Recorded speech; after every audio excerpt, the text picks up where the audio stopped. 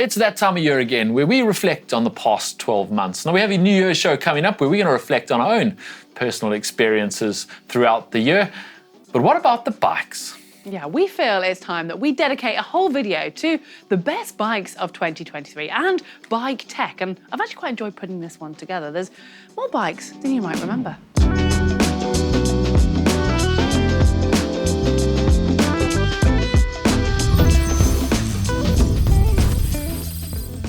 Let's rewind to the beginning of 2023 when we were just getting a glimpse of the pros bikes for the first time in 2023 at the PTO European Open in Ibiza. In fact, it wasn't only the pros bikes that caught our attention, there was also some interesting tech.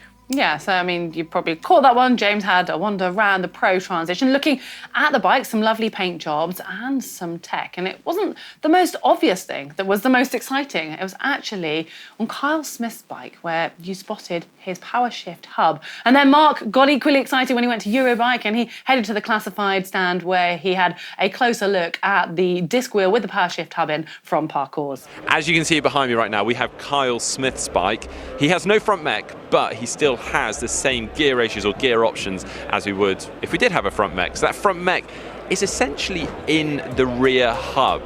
Now how they do that is with this hub. It's the powershift hub, which is laced into this wheel here. Now how that works is you would shift through your gears as you ordinarily would, and then when you want to shift between that virtual big or small ring, you'd hit an extra little shifter and it would do that. Now that works with having a through axle that you can charge and powers this, and then on the shifters at the front, that's just powered by a little coin cell battery. But what's really exciting is that up until now, we haven't had a disc wheel, which obviously will be amazing for triathlon and probably of big interest. And here it is from Parcours. We finally have one. Now the reason this has taken probably a little longer than we'd have hoped is because it's not as simple as just lacing it into a wheel. This requires a whole new mold. So hats off to Parcours for doing this.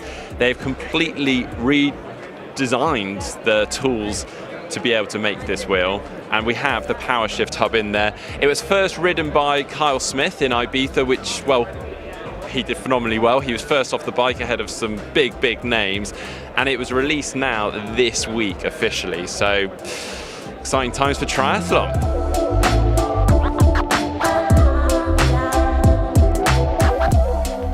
In fact, Mark predicted last year that we would see most of the pros transitioning to the Power Hub shift this season. Yeah, well remembered, Heather, but Mark's prediction hasn't actually come to pass. In fact, I'm not sure I know many pros at all that are riding the powershift hub, but he is sticking with it. He does still think that in the future there'll be quite a few pros making the shift. Yeah, well, making the shift, see what I did there?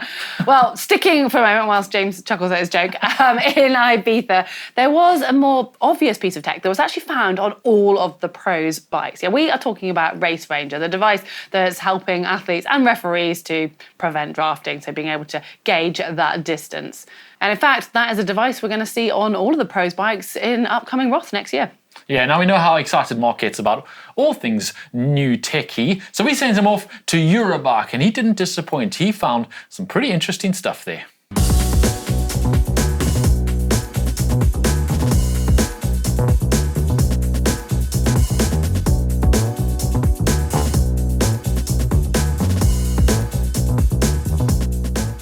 So those last two bikes actually have something in common. Mark got his hands on them and took them both for a ride. I mean, it was a bit more than that. He did actually go into a lot of detail and make a video on each. And if you haven't seen them, well, here's a little bit of a flavour for you.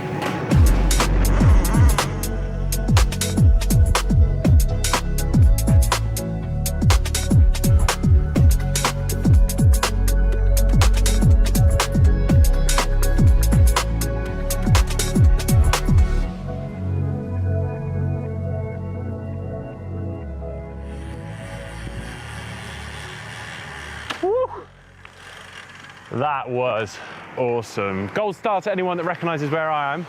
I am, of course, on the Ironman World Championship course here in Nice, which is also obviously the Ironman Nice course. First time on this course, actually.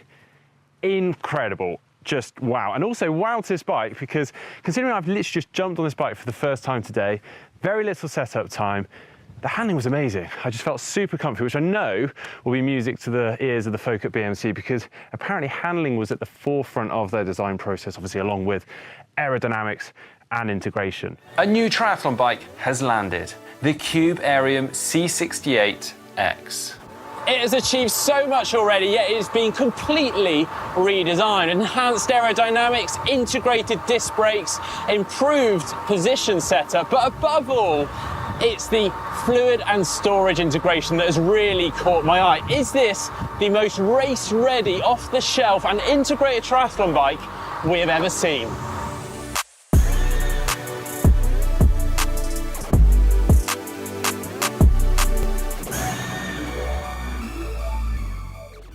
In between the channel being sent out to nice places to ride nice bikes, we did also attend all of the major long-distance races, and one in particular was Challenge Roth, where we had a good wander around the pro paddock, and we spotted a few adaptations, I guess you could say. One was Magnus Ditlev's fairing, and Patrick Langer had a similar fairing on the back of his Canyon as well, and then Andy Dreitz with those jagged strips on the front of the seat post.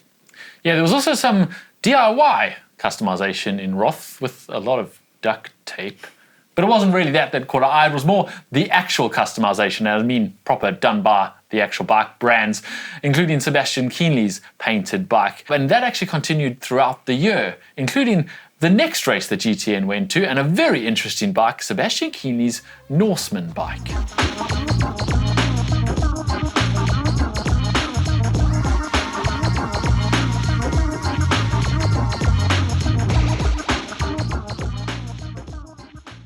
This is Sebastian Kienle's custom pro bike for the Norseman triathlon, and quite possibly the lightest triathlon bike I have ever come across at 7.2 kilograms.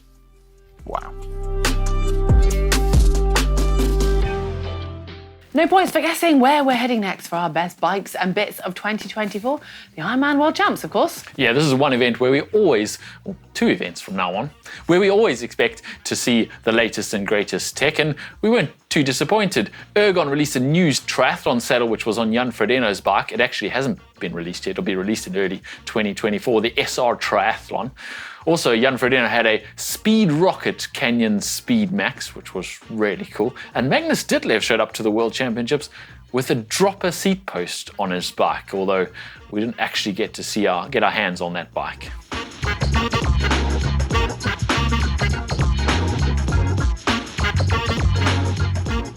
In fact, there was probably more to look at as far as paintwork and cool bikes goes at the Women's World Championships in Kona. Yeah, I must admit, I enjoyed drooling over a couple of awesome-looking bikes.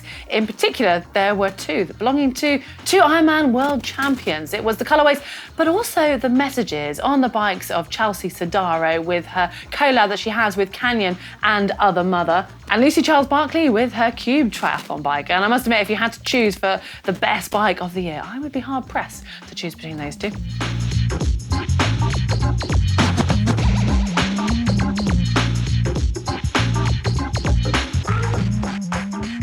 The Canyon Speedmax has caught our attention in 2023, but more because of the fancy artworks on a lot of the pros' bikes. Canyon didn't actually release a new triathlon bike this year. However, they did release this, the Speedmax CFR track bike, and apparently it's their fastest bike ever.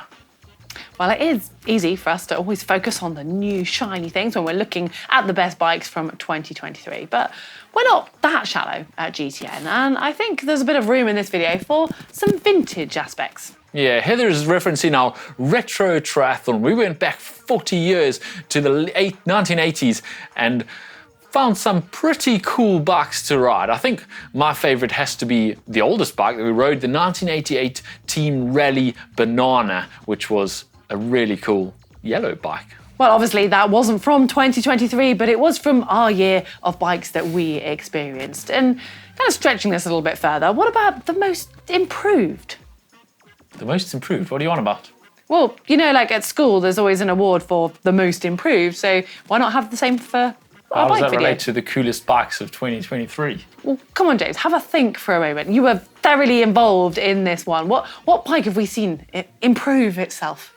I think I know what you mean. Belinda's bike. Come on, Yeah, yes. the Cervelo that I upgraded for Belinda. That was actually a really cool project. I really enjoyed it. And I think it turned out pretty well. If I do say so myself, I was pretty chuffed with that whole project. Maybe we'll do another one in 2024. Why not? Well, I enjoyed that wrap up. Hopefully you guys did too. Let us know what was your favourite bike from 2023, and who knows what we might see next year. Yeah, we didn't see that many new bikes released in 2023. Hopefully the bike industry's been saving them all for 2024. Watch this space. If you've enjoyed this video, give it a thumbs up to support the channel, and don't forget to subscribe so you don't miss any of our other videos. Thanks for watching.